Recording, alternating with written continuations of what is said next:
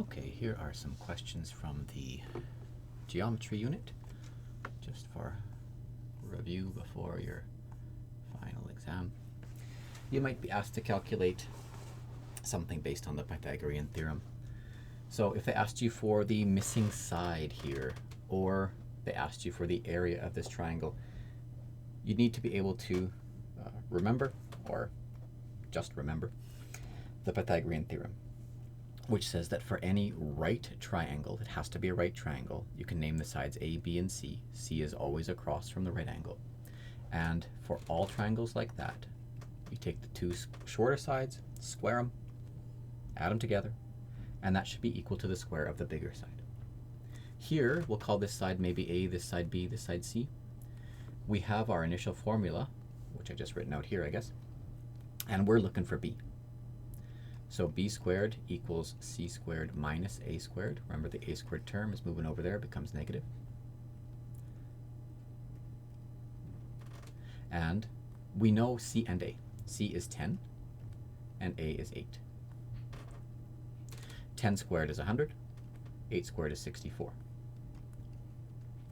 100 minus 64 is 36. And if I have this, B squared equals 36, then I know to get B, I'll need to take the root of it, because the root is the way you undo a square. And then the root of 36 is 6. So this side has a length of 6 from there to there. If I want the area of a right triangle, or any triangle, is base times height over 2. Remember, base and height always have to be perpendicular to each other. So the base could be 8, the height could be 6, 2 could be 2. 8 times 6 is 48, divided by 2 is 24. 24 somethings squared. Whatever that unit is, they'll be square units. Meters or feet or kilometers or you name it. Here we have some similar triangles. This one that I'm going to shade in purple here, the smaller one, and this bigger one I'm going to shade in yellow here. We know they're similar because they're overlapping each other, which means that they must share angles. The other clue is that these two lines are parallel. They won't always tell you that part though, so sometimes you have to make that assumption. For this, we're always looking for ratios. So we know that the 7 and the 21 are kind of the same part of the triangle. The big triangle has a 21 there, and the small triangle has a 7 there. We use proportions to solve these. For the other lines, we've got this 3 here, which is on the smaller triangle, so I'll put it with the smaller triangle stuff. And the bigger triangle has our unknown, x. This is just a proportion, and I've just written out big and small just so I remember to keep my big triangle information on the top, small on the bottom. It doesn't have to be that way, but it has to be organized somehow. It could be small over big. And if we just do cross multiplication, 21 times 3, 21 times 3 is going to be 63, and divide by 7. Dividing by 7 will get us 9. So this length here should be 9. If these two triangles are similar, which they are, this length should be 3 times bigger than that one is, because this length is 3 times bigger than that one is. They share the same proportions because they're similar triangles. Here are some triangles with some markings on them, and we want to know which ones are congruent. There's like no time in my life where I've been happy saying congruent, congruent. I always feel like I'm pronouncing it wrong, but whatever. So for congruency, that means they're the same triangle. This triangle gives us a side, maybe side 1, an angle, and then side 2. Those two are the same as each other. That's nice. Here we've got side 1, an angle, and side 2. Side, angle, side. Side, angle, side is one of our conditions of congruency. So these two are congruent by side, angle, side. Let's look at the others.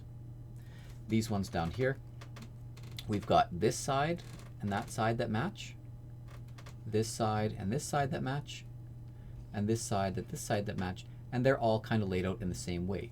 We could imagine, this is gonna not work very well, but we could imagine rotating them and overlaying one on top of the other. The symbols don't really follow along with me here to see that they really are the same.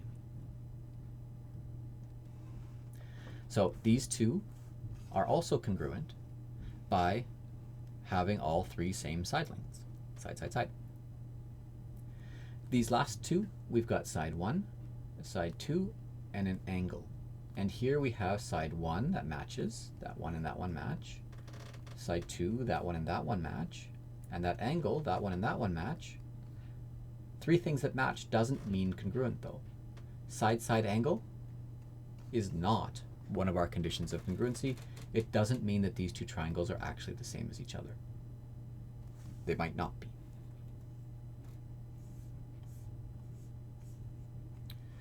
If we have some angles like, I don't know, these angles here, we might say, if we look at angle A and B, what can we say about these two angles?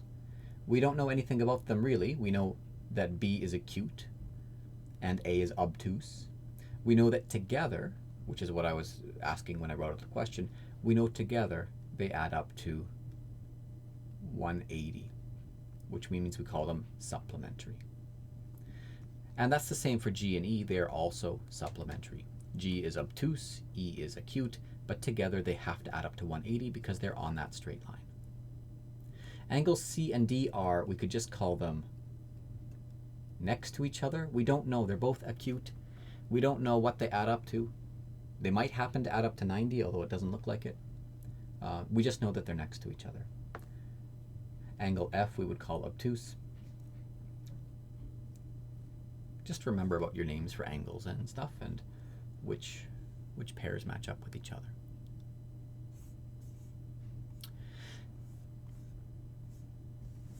I didn't do a question in advance, but you know, for things like this, if we've got angle 1, 2, 3, 4, 5, 6, 7, and 8, we know that angle 1 and 4 are the same because they're opposite. 5 and 8 are the same because they're opposite.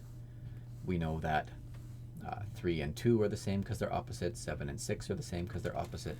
And we know that 2 and 4 add to 180, or 1 and 2 add to 180, or 1 and 3 add to 180, or all 4 of these together add to 360.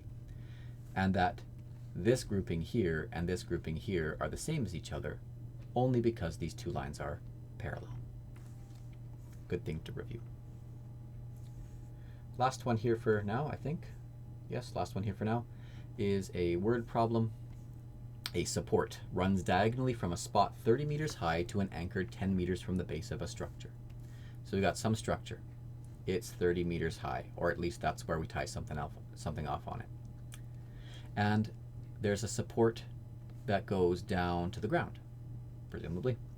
And it says that this is 10 meters away. So 30 meters up, 10 meters over. How long is that support? What is this question asking you? This is, presuming this structure is standing upright, it's probably at a 90-degree angle. This is another one of our Pythagorean Theorem questions. So A and B are the short sides.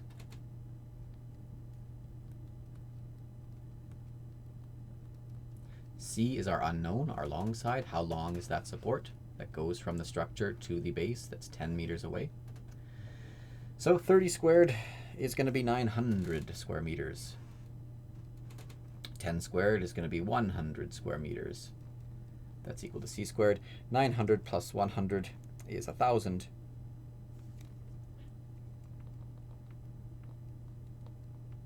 And I don't want C squared, I want C, so I need to take the root. And if I do that, I need to take it from both sides. So the root of 1,000, even though you'd expect it to be pretty, it's not.